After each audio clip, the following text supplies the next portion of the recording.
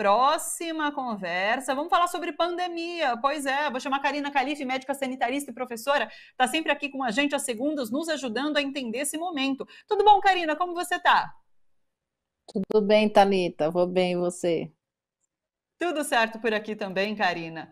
Vamos lá, vamos falar um pouquinho sobre vacinação, então, Karina. Vou começar trazendo esse levantamento importante, né, que foi feito, mostrando que o número de óbitos pela Covid entre pessoas não vacinadas no estado de São Paulo foi 26 vezes maior do que entre pessoas que já estão plenamente imunizadas. Esse levantamento inédito do governo paulista foi feito agora entre dezembro e fevereiro, que foi esse período, inclusive, de explosão da doença por conta da variante Ômicron.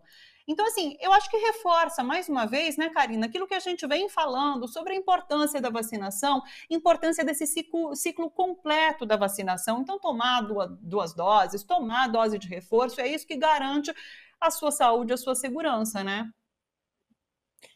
Exatamente, Thalita. Acho que uma das coisas mais legais desse estudo é que é um estudo nosso, do Brasil, né? Aqui de São Paulo, especialmente, onde a gente consegue ver que isso reforça o que os trabalhos no mundo inteiro têm demonstrado, que quem toma vacina tem uma chance menor de se infectar e muito, muito menor de evoluir para uma doença grave e até para o óbito, né? Então, vale muito a pena tomar vacina, é o que tem nos protegido, é o que tem nos feito poder estar trilhando aí novos passos no enfrentamento à pandemia, com alguns retornos, com alguns cuidados também, né?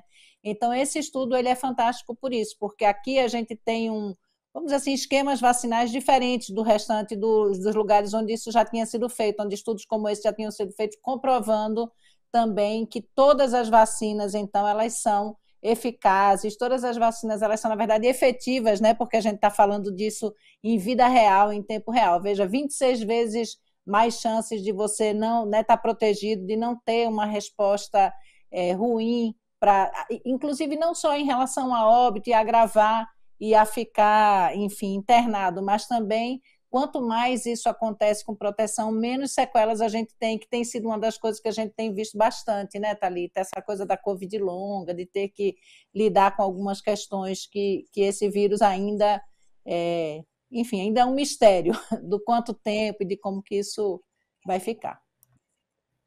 Eu tenho lido, inclusive, Karina, que existe uma certa dificuldade de completar esse ciclo vacinal com a dose de reforço em alguns locais do Brasil, né? Em São Paulo, eu sei que parece que está avançado nessa taxa de vacinação da dose de reforço.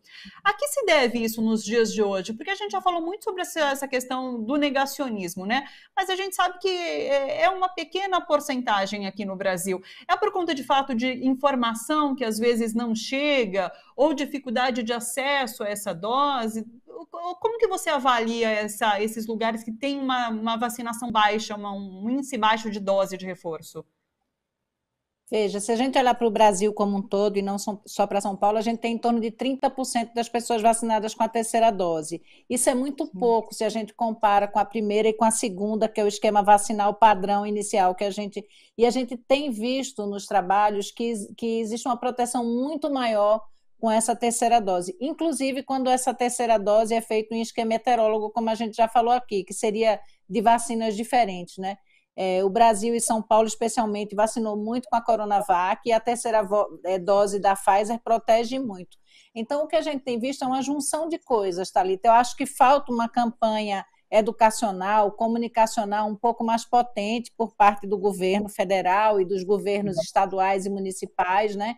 Eu acho que há uma sensação, muitas vezes, quando você vai juntando a isso algumas coisas como, tira a máscara, não precisa mais, as pessoas começam a achar que talvez não haja mais necessidade de se cuidar, de fazer isso, e às vezes o dia a dia mesmo, de trabalho, de excesso de questões, das pessoas estarem com dificuldade de locomoção, porque o desemprego está grande, é difícil. Então, eu acho que tem um conjunto de coisas. É super importante tomar a terceira dose é fundamental, ela aumenta assim, substancialmente a defesa, especialmente para as pessoas mais velhas, com mais de 60 anos.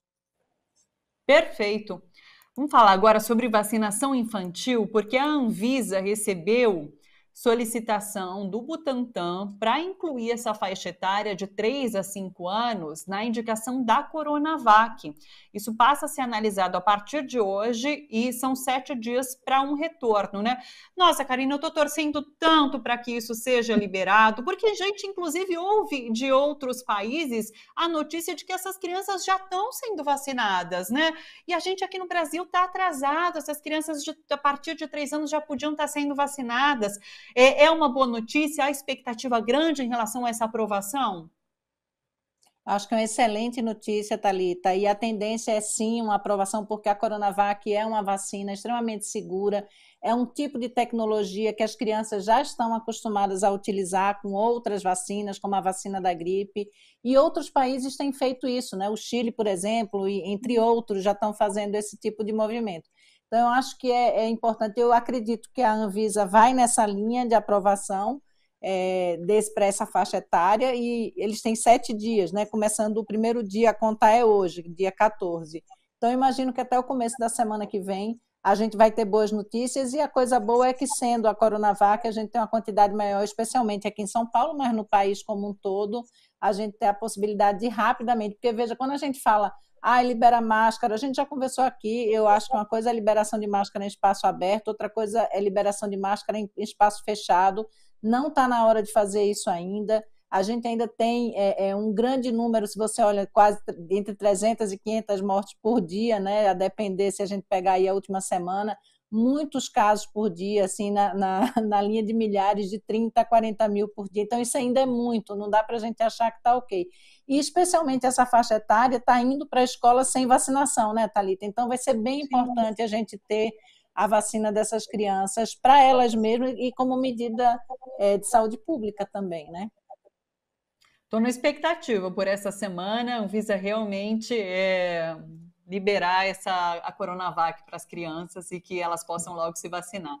Que bom. Mais uma pergunta sobre vacinação. Essa questão da quarta dose voltou a entrar em pauta porque o CEO da Pfizer deu uma declaração, né, dizendo que vê a necessidade de uma quarta dose dessa vacina, inclusive. E daí a minha pergunta a gente já conversou, inclusive, sobre quarta dose, a importância que esse reforço vai ter todo ano, esperamos, não sei como que vai funcionar direitinho. O meu questionamento é numa linha de empresas privadas comercializando a vacina, Karina, porque a gente vai ficar sempre na dependência dessas vacinas privadas, ou talvez o Brasil chegue num ponto em que a produção interna vai ser suficiente para a vacinação de toda a população. Como que vai ficar isso no futuro?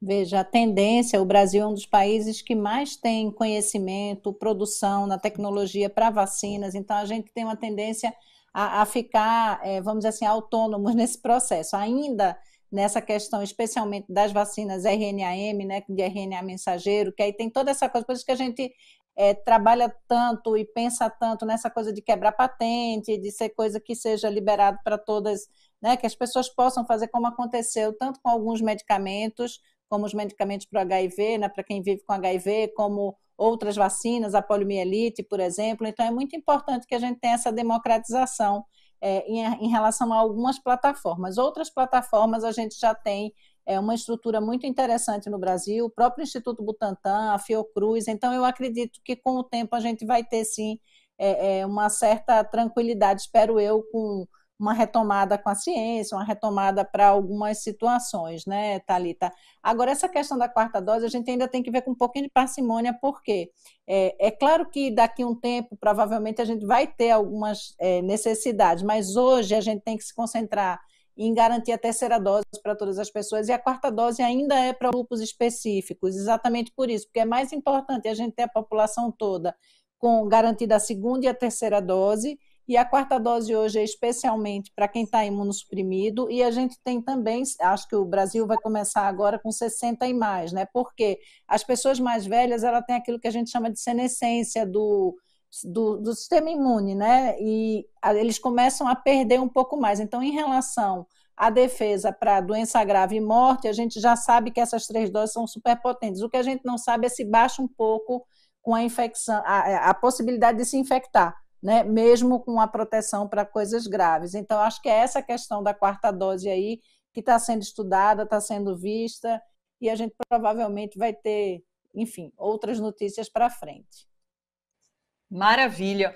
Deixa eu sair um pouco de vacina. Tenho mais duas questões para te fazer. A primeira em relação a essa liberação do uso da máscara em locais fechados, né? A gente viu que várias cidades adotaram, inclusive depois desse anúncio do governo do estado de São Paulo, várias cidades adotaram essa liberação. E cidades, inclusive, turísticas, né? A Cissa, aqui da nossa equipe, estava comentando que em São Sebastião, o prefeito, de fato, liberou o uso da máscara em qualquer lugar. E é uma cidade turística, uma cidade que recebe muita gente de fora, né? Você comentou, inclusive, agora sobre como uma medida como essa dá essa falsa impressão de que está tudo bem, que não precisa nem se vacinar, porque, olha só, a pandemia está acabando. Então, assim, voltar a fazer essa crítica, fazer esse alerta sobre, de repente, a importância da continuidade do uso da máscara em locais como esses, fechados, que tem muita gente. Como que você está vendo isso? Eu acho que é fundamental, eu acho que não só eu, mas todas as pessoas que têm feito a discussão da pandemia em todos os veículos de imprensa, que são pessoas sérias, têm falado da importância fundamental de se manter o uso da máscara ainda, especialmente nos lugares fechados, né, Thalita? É diferente quando você está num lugar aberto, com distanciamento entre as pessoas, tem várias situações aí, vários estudos que demonstram que aí o risco é menor, não é nulo, mas é bem menor. Agora, em ambiente fechado, não. Não é hora ainda, aquilo que a gente conversou da vez passada, né? O que é pandemia, o que é um momento, a pandemia não acabou, a gente ainda tem circulação importante do vírus e desse sentido do adoecimento de algumas pessoas, a gente ainda tem um número de mortes importante, né? Então, a tendência é que a gente vá melhorando em várias situações, mas não dá para ficar sem máscara. Eu digo mais, não é só não usar a máscara. Eu, no espaço de ambiente fechado, que eu estou indo dar aula para os meus alunos, enfim, onde eu vou com máscara PFF2, N95, é máscara de qualidade ainda, se cuidar, porque é uma medida eficaz, né? Na verdade, é uma medida efetiva, que a gente já sabe que protege.